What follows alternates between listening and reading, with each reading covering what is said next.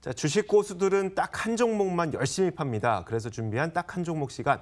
이번에는 신석기 시대의 STC 정대희 대표와 함께 이야기를 나눠보도록 하겠습니다. 어서 오세요. 네, 안녕하세요. 반갑습니다.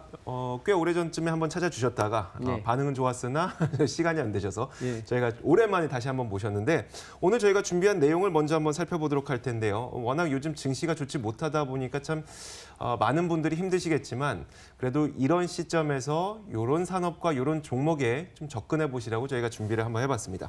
한번 오늘의 내용 살펴보도록 하죠. 자, 화학업종의 부진을 뚫고 신성장으로 날개를 달 기업은 어디일까? 라고 하니까 머릿속에 떠오르는 기업이 딱 한 가지가 있긴 있죠. 화학업종은 부진하나 그 가운데 신성장을 잘하고 있어서 그래도 좀 덜 부진했던 종목입니다. 자, 종목은 저희가 잠시 후에 공개하도록 하겠고, 자, 그렇다면 일단 화학업종은 뭐 한화케미컬도 그랬고요, 롯데케미컬도 그랬고, 뭐 LG화학도 그랬고 대부분의 화학업종들이 연초에 고점 치고 다 밀려났습니다. 일단 그 부진했던 이유가 뭐였습니까? 일단 뭐 시청자분들도 잘 아시겠지만 이 화학업종이 부진했던 이유, 이제 뭐 유가 상승이죠. 가장 큰 거는 유가 상승에 따른 나프타라는 원재료 가격의 상승이고요. 그거에 따라서 이제 당연히 원재료 가격이 상승하다 보니까 제품 가격에 대해서 이제 좀 손실이 발생됐습니다. 그러니까 이 화학업종 같은 경우는 두 가지로 우리가 크게 분류할 수 있는데 석유화학업체와 그리고 일반 화학이 있습니다. 그 석유화학업체에서도 이제 우리가 정유업체와 그리고 순수 석유화학업체가 있는데 이 일반 석유화학업체 같은 경우는 유가가 상승하게 되면 그 원재료인 나프타, 즉 나프타를 가지고 화학 제품을 만들게 됩니다. 그 화학 제품이 이제 시청자분들도 다 아시겠지만 폴리에틸렌 그리고 폴리프로필렌이라는 거거든요. 이걸 가지고 다시 이제 합성 수지라든가 합성 고무, 합성 섬유를 만들어서 일반 화학 제품을 만드는데 최근에 유가가 상승함에 따라서 이 나프타 원료 가격이 상승했고요. 또 최근에 미국과 중국의 무역 분쟁으로 인해서 중국의 경기 둔화, 또 관세 부과에 따른 우리나라의 그 화학 제품에 대한 중간재 수입이 좀 감소됐죠. 이제 이것보다도 더 중요한 거는 아무래도 경기가 둔화되다 보면 중국 내의 그 소비자들에 대한 일반 소비자들에 대한 소비 심리가 위축이 됩니다. 이 화학주는 경기에 민감합니다. 그러니까 경기가 둔화되면 소비가 위축이 되고요. 그 소비가 위축이 되면 원재료 가격은 올라갔는데 그 원재료 가격을 제품에 반영할 수가 없다라는 거. 이런 점 때문에 이제 최근에 화학업종들이 좀 부진했다라고 좀 말씀을 드리겠습니다. 사실 근데 화학업종하고 정유업종하고 헷갈리시는 분들도 많기도 하고 또 이 부분도 좀 궁금한 게 뭐냐면 정유업종에서는 우리가 그 유가가 올라가는 시기에는요. 일단 저렴한 가격에 사서 그것을 정제한 다음에 팔다 보니까 내가 파는 그 시점은 한두 달 뒤잖아요.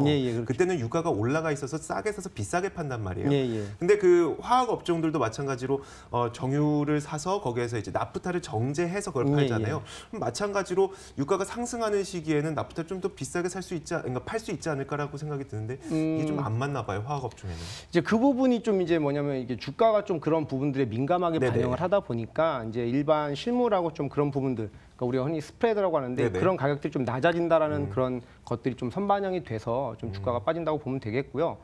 우리가 이제 간단하게 간단하게 소개를 드리면 정유랑 그 석유화학은 둘 다 석유화학 제품을 생산합니다. 근데 이제 그 제품에 즉 탄소 화합물이죠. 이 탄화수소 혼합물을 가지고 어떻게 정제를 해서 어떤 제품을 만드냐에 따라서 이제 분류가 되는데 정유사 같은 경우는 그 원유를 가지고 뭐 우리가 흔히 알고 있는 휘발유라든가 경유 이런 에너지와 관련된 제품을 생산하고요.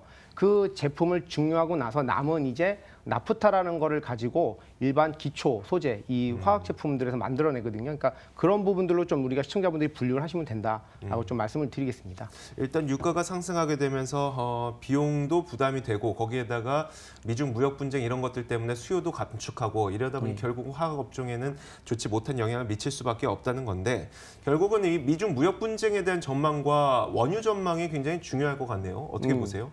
일단 뭐 11월 지금 다들 아시고 계시겠지만 11월 이제 우리나라 시간으로 11월 30일과 12월 1일 날 G20 정상회담에서 시진핑 주석과 이제 그 미국의 트럼프 대통령이 만나죠.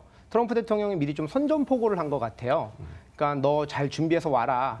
나는 너와 합의할 의향이 있지만 그것이 안 되면 전면, 즉 지금의 일부 품목보다는 전 품목에 대해서 관세를 부과할 거다.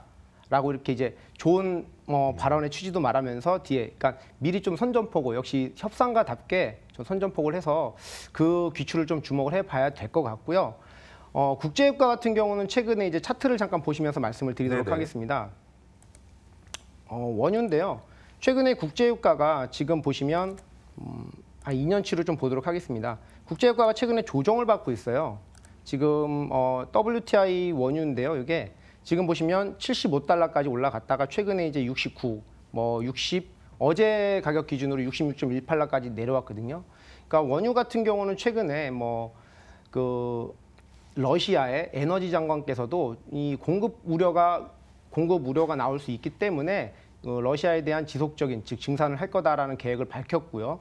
또 최근에 이제 이란 제재를 앞두고 있는 상태에서 이란산 원유의 주요 수입국인 인도라든가 터키 그리고 중국에서 이 제재에 대해서 좀 예외 인정을 좀 해달라고 미국이 이미 요청을 해놨고 그 부분에 대해서 한번 검토를 해보겠다라는 그 내용이 나왔습니다.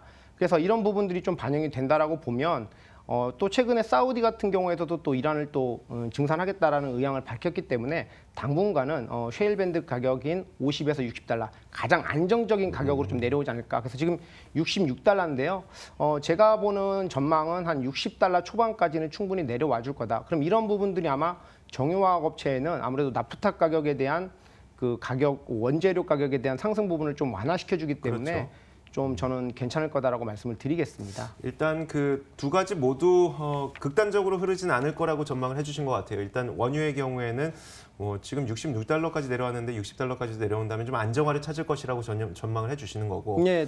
그리고 네. 또 하나 좀 말씀을 드리면 지금 미국과 중국의 무역 분쟁에 따라서 네. 지금 가장 그 에너지를 많이 소비하는 중국의 경기가 둔화가 되고 있잖아요. 네네. 그런 부분들이 아마 수요 감소 부분을 불러올 거고요. 그 수요 감소 부분에 따른 지금의 현 상태의 그 생산량만 유지를 해준다고 하면 충분히 원유는 좀 원유 가격의 상승은 좀 둔화가 될 거다라고 말씀을 드리는 겁니다. 알겠습니다. 자, 그렇다면 이 화학업종에 왜 두드러진 그 부진이 있었는지를 살펴봤다면 그 화학업종 내에서 딱 한 종목을 한번 골라봐야 되겠죠. 자, 어떤 종목을 골랐을지 저희가 공개를 지금부터 해보도록 하겠습니다. 자, 바로 전지의 성장성이 재확인된다고 하는 LG화학. 사실 LG화학은 두 가지 사업을 크게 영위를 하고 있다 보니까 예. 화학업종이 부진할 때는 LG화학도 마찬가지로 주가가 좀 내리긴 했었어요. 예. 하지만 한화케미컬, 롯데케미컬만큼 떨어지진 않았었던 게 바로 예, 2차 전지에 대한 기대감 때문이었겠죠? 네, 맞습니다. 일단 제가 일단 차트를 보면서 일단 말씀을 네네. 드리겠지만 먼저 설명을 드리면 이번 26일 날 발표된 그 3분기 실적이 어닝 서프라이즈가 나왔습니다. 그러니까 시장에서는 워낙 이제 유가가 상승하고 실적이 부진하다 보니까 아무래도 좀 어닝 쇼크가 나오지 않을까, 오히려 시장 예상치보다 하회하지 않을까라고 예상을 했는데 분기 실적 같은 경우는 화면에서 보시면 아시겠지만 최대 실적이 나왔고요. 물론 영업이익 같은 경우는 전년 그리고 전분기 대비 다 감소를 했습니다. 하지만 시장 예상치인 590억보다는 약 한 80억 가까이 많이 나왔다. 그러니까 6,024억 정도가 나왔기 때문에 이 부분이 좀 강조를 해드리고요. 자, 이 실적이 어떻게 만회가 됐느냐를 좀 말씀을 드리면 일단 2차 전지 산업 분야입니다. 그러니까 다른 케미컬 관련 종목들보다는 새로운 신성장 동력을 갖고 있고요. 흔히 우리가 성장성이라는 거를 단순하게 기대감만 갖고 제약바이오랑 기대하면 솔직히 제약바이오 관련 기업들은 그 성장성은 있지만 즉 거기에 대한 기대감은 있지만 실적 부분이 받쳐주지를 못하고 그렇죠. 있죠. 네. 근데 이 2차 전지 분야는 요번에 이제 이 LG화학이 그렇게 어닝 서프라이즈가 나올 수 있었던 이유는 2차 전지 분야, 즉 소형 전지라든가 최근에 대두화가 되고 있는 전기차 그리고 에너지 저장 장치 분야에서 전년도 대비 약 365%, 규모로는 약 850억 가까이의 흑자를 냈기 때문에 이 부분이 어닝 서프라이즈의 효과가 됐다. 즉 이거는 큰 의미를 두시면 됩니다. 네. 신성장 동력이라는 거는 제가 간단하게 좀 말씀을 드리면 과거 SK텔레콤 같은 경우는 98, 99년도에 주가는 50만 7천 원까지 갔어요. 그때 이제 가입자 수가 늘었죠. 근데 지금도 가입자 수가 늘지 않는 건 아닙니다. 오히려 가입자 수는 늘고 있는데 가격의 주가는 지금의 29만 원, 이 정도거든요. 그러니까 네네. 새로운 성장 동력을 찾지 못했다는 부분이 있는데 이 LG화학은 기존의 석유화학 사업에서 이 실적을 동반한 신성장 동력을 찾았다. 그 부분이 실적으로도 나타났고 그것들이 이제 강한 자신감으로 나오면 다른 케미칼 관련 종목보다는 충분히 성장 가능성이 있다라고 말씀을 드리겠습니다. 네, 알겠습니다. 영업이익이 7천억 원이 나왔는데 아니죠. 6천억 원이 나왔는데 그 가운데 850억 원을 2차 전지에서 냈으니까 예, 꽤 그렇죠. 큰 비중을 또 2차 전지에서 실제 실적을 내고 예. 있는 기업이 바로 LG화학인 겁니다. 자, 그렇다면은 이런 것도 중요할 것 같아요. 이제 돈을 잘 버는 기업들한테 주주들이 요구하는 게 배당을 좀 해달라라고 예, 하는데 예. LG화학은 배당 측면에서 어때요? 일단 LG화학의 배당은 작년에 처음 이제 한 주당 6천 원을 실시했고요. 네네. 시장 배당률은 시가 배당률은 이제 1.4%, 그러니까 코스피 평균이 1.6%인데 그 평균치에 좀 부합한다라고 보시면 좋을 것 같고요. 일단 그럼 올해 이제 LG화학 쪽에서 배당을 굳이 줄여가면서까지 할 필요는 없다. 그러니까 LG화학이 내년에 투자가 한 4조 정도가 있거든요. 네. 기존의 2차 전지 사업 분야라든가 또 석유화학 분야에 4조 정도 투자를 예상하고 있는 상태에서 최근에 이제 실적이 매출액은 증가가 됐지만 영업이익이 다소 감소된 부분이 있기 때문에 좀 부담이 될 수는 있습니다. 기업 입장에서는. 근데 아직까지는 배당을 줄여가면서까지 할 필요는 없다. 그러니까 배당을 주겠다라는 이야기가 나왔기 때문에 그런 부분도 좀 긍정적으로 작용할 수 있다라고 바로 말씀드리겠습니다. 가격 전략 한번 들어보죠. 어디까지 바라볼까요? 자, 일단 차트를 보면서 바로 말씀을 드리겠습니다. 먼저 현재가에서 지금 오늘 화학업종도 그렇고 대부분 오늘 코스피 지수가 올라오면서 좋았는데요.